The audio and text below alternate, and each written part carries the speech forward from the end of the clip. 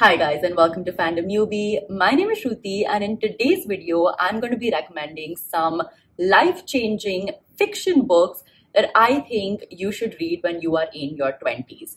Now, of course, you can read these books at whatever age you want, but I think the themes in these books are such that you will get the most out of these books when you are in your 20s. Now, on BookTube, I've noticed that when people talk about life-changing books, a lot of people recommend non-fiction books, but I honestly believe that a well-written fiction book with compelling characters and an amazing story does have the power to impart life lessons that can completely transform your life. And so I want to recommend those books to you. Let's get started. The first book that I want to recommend is 1984 by George Orwell. This book is for anyone and everyone who still believes that politics doesn't affect your day-to-day life. It's for those people who also think that being apolitical is cool. And trust me, I was one of those people. I used to run away from political discussions, political discourse. I used to not want to talk about politics because I felt that it only attracted a lot of negativity. Yeah, I used to just basically run away from politics until I read this book and it completely changed my mind. This book is basically set in a dystopian world which is ruled by an authoritarian and totalitarian government. And this government has stripped all the basic rights of human beings to such an extent that these citizens don't even have freedom of thought.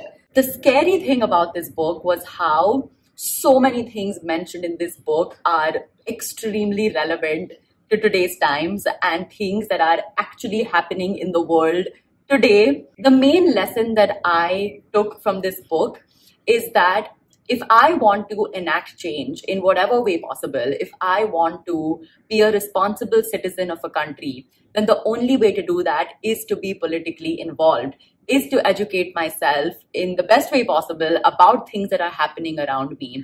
And it is to be involved in political discussions, and it is to read as much as possible so that I can make an informed decision. The next book that I want to talk about is The Little Prince by Antoine de Saint-Exupéry. It's a very difficult French name. But this book is one of those books that will make you believe in magic. It will fill your soul with so much positivity and it will change your life, like all of the other books, which will be in this video. This book encourages us as adults to be curious. It encourages us to be open-minded. It encourages us to sort of put away the cynicisms of adulthood and become that like curious, open-minded child again. There are lessons about friendship. There are lessons about love and loneliness. And there's just like, this book is filled with so many quotable quotes. Like, you will want to highlight so many parts of this book and it is just beautiful. Like I said, this book will fill your soul with so much positivity and it's that perfect like pick me up book when you're feeling low. It is just one of those most beautiful books that you have to read. Speaking of beautiful books that have a lot of life lessons, the next one is A Psalm for the Wild-Built by Becky Chambers. Now, this book, I've said it before in like a few other videos, but I feel like this book is perfect for those who are having a quarter life crisis.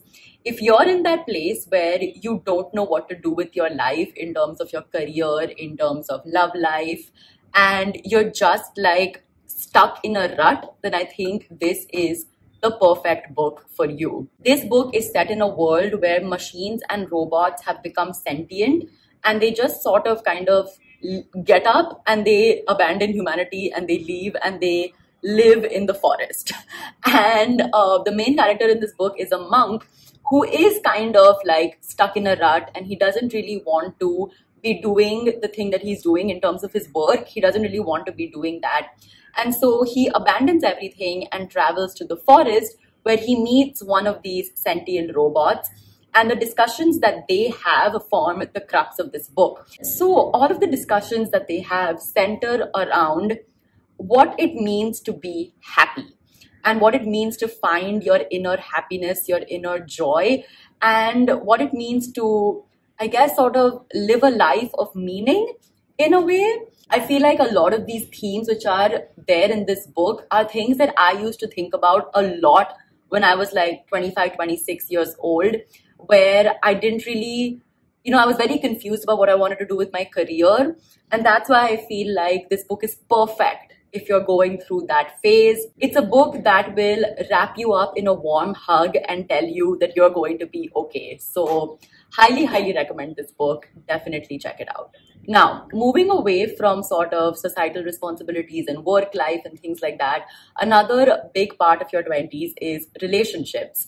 It's a time where it can be filled with a lot of heartbreak. It can be filled with a lot of uncertainties where, you're trying to discover yourself, you're trying to discover your partner, you're trying to figure things out about your life along with the relationship, and it can be filled with a lot of turmoil. And so, if you're going through that, if you're going through a phase in your life where you need to heal, where you need to find yourself again, and you need to deal with the turmoil of a heartbreak, then one book that I recommend is Climate by Whitney Hansen. Now, this is a collection of poems, and I think that Whitney Hansen has captured the sheer strength it takes to heal from toxic relationships, or the sheer strength it takes to discover yourself again after dealing with a bunch of unsuccessful relationships. Those emotions are captured so well in this book, along with just the feelings of falling in love, like the highs of falling in love, but also the lows of heartbreak, like all of the emotions that you feel, that emotional roller coaster that you go through when you fall in love. I think that's captured so, so well through these poems. I highly, highly recommend this book if you just want something that can take all of the thoughts you've had about relationships in your mind and put it in the form of like beautiful poems. If you're looking for a book like that, then definitely check this one out. The next book that I'm going to recommend may not be for everyone, but it definitely changed the way that I thought about relationships. And that is The Unbearable Lightness of Being by Milan Kundera. Now, this book basically highlights unconventional relationships. And the thing is that when I was younger, I used to be quite judgmental about relationships, especially. Like, I had a certain thing in my mind that this is how relationships are supposed to be. And this book kind of shattered all those conventions, and it shattered my perception of what a good relationship is versus what a bad relationship is. And it taught me to be a lot less judgmental. And it was also like food for thought, because along with, like, through the unconventional relationships that Milan Kundera has described in this book, he basically talks about his philosophy of what a heavy life is versus what a light life is. And the thing about Milan Kundera that I really like, the thing about his writing that I like, is that he doesn't really tell you what is right and what is wrong. Like, having a heavy life is not necessarily a bad thing, whereas having a light life is not necessarily a good thing. It just talks about the choices that people make and the life decisions that they take to take them on these different paths, and the consequences of having a heavy or a light life. And that philosophy is just explained so well in this book. And yeah, it just opened up my mind. It made me a lot less judgmental. Highly recommend The Unbearable Lightness of Being. It was just a very, very different reading experience for me. The next book that I want to recommend is Pet Sematary by Stephen King. This is a very, very kind of like psychological, supernatural book, and it follows the main family, which is the Creed family, who has moved into this house, and then they discover a pet cemetery like behind the house. And after discovering that pet cemetery, like creepy things start happening to them, and it's like basically a very typical haunted house horror situation. That might not sound very life-changing, but what Stephen King has done through this book is that he has explored themes of death and grief and the sadness that one feels when they experience death through this horror book. And the way that he has done that is just brilliant.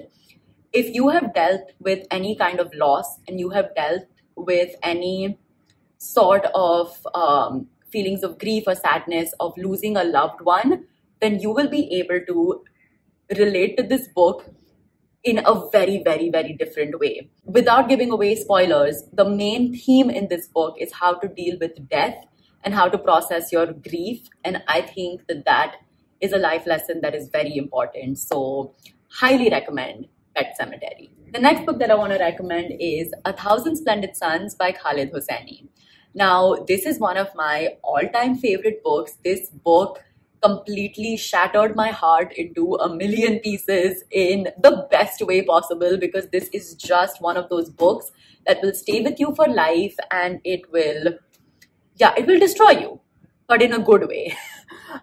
This book follows our two main characters, Mariam and Leila, and it basically talks about how their lives sort of intertwine because of the various wars and the political turmoil that's taken place in Afghanistan. It's a story of resilience, it's a story of sisterhood, it's a story of love, and it's just one of those stories of like the strength that women hold that will stay with you forever. So highly, highly recommend this book, especially if you're a feminist. I think you're going to absolutely love this.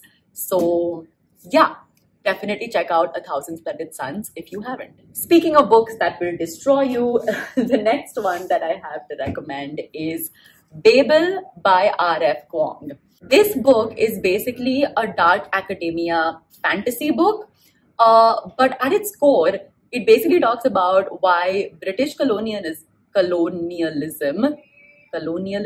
why British colonialism sucked. Basically, by why British colonialism was really bad, and all of the ill effects of the British Raj around the world. So if you're from a country that has been colonized by the British, or has just been colonized by any other European forces, then I think you will relate to this book at a different level, and you will absolutely, absolutely fall in love with it. The lesson that I took from this book is just the power that students, the power of education, the power that intellectuals hold, and the power that students hold, the youth of a country hold in enacting change. And I think those themes are explored in a really, really beautiful way in this book. And I think if you want to feel empowered as a young person, as a student, as someone who's educated, and you want to like do something, then that revolutionary feeling, I think, will be jagad in you when you read this book. And yeah, I absolutely fell in love with it. R.F. Kuang is a genius. She is such a brilliant writer. And yeah, I guarantee that this book will change your life. The next book I'm going to recommend is Station 11 by Emily St. John Mandel. This book is set in a post-apocalyptic world which has been hit by a pandemic. I know that's a little bit too close to home, but basically the earth was infected. The humans on earth were infected by a disease and a bunch of people died. And we're basically following the stories of a few of the earth's survivors. And some of these survivors are a group of actors who travel from one settlement to another. The settlements that have survived, they travel from one settlement to another and they perform Shakespearean plays, and they try to spread joy and love and happiness through the art form of theater. This book is about humanity. Basically, through the stories of these characters and the sort of interrelatedness between them, we get to see the good in people. We get to see the resilience of people. And yeah, it's just one of those feel-good stories that I feel that you read when you've lost faith in all human beings. If you think the world is crap and you think that just like really bad things are happening in the world, then read this book, because it will restore your faith in humanity. There are good humans out there, and human beings, I feel, are inherently decent, and this book will restore that faith. So definitely check it out if you haven't. The next book that I recommend is Tomorrow and Tomorrow and Tomorrow by Gabrielle Zevin. This book basically follows our two main characters, Sadie and Sam, who have met in a hospital, and they basically bond over their love for video games. And it talks about how their lives, how they keep crossing paths as they go along in life. Eventually, how they come together to develop one of the most famous video games in the world, and what that does to them, what the fame of developing this video game and the money they get from developing this video game, how that affects their life, how that affects their friendship. If you're looking for a book about platonic love between a man and a woman, then I highly, highly recommend Tomorrow and Tomorrow and Tomorrow, because it explores that in a beautiful way. There are so many other themes which are explored in this book, like what it means to live with a disability, what it means to be a woman in a man-dominated area. It covers so many human emotions in such a beautiful way. So yeah, highly recommend Tomorrow and Tomorrow and Tomorrow if you haven't checked it out. And the last book that I want to talk about is If We Were Villains by M.L. Rio. This is another dark academia book, and it basically follows 7 friends who are students in this very elite arts college where they're all studying Shakespeare and they're studying to become actors. Now, on one tragic day, one of the 7 friends dies and another one is accused of murdering the one who died.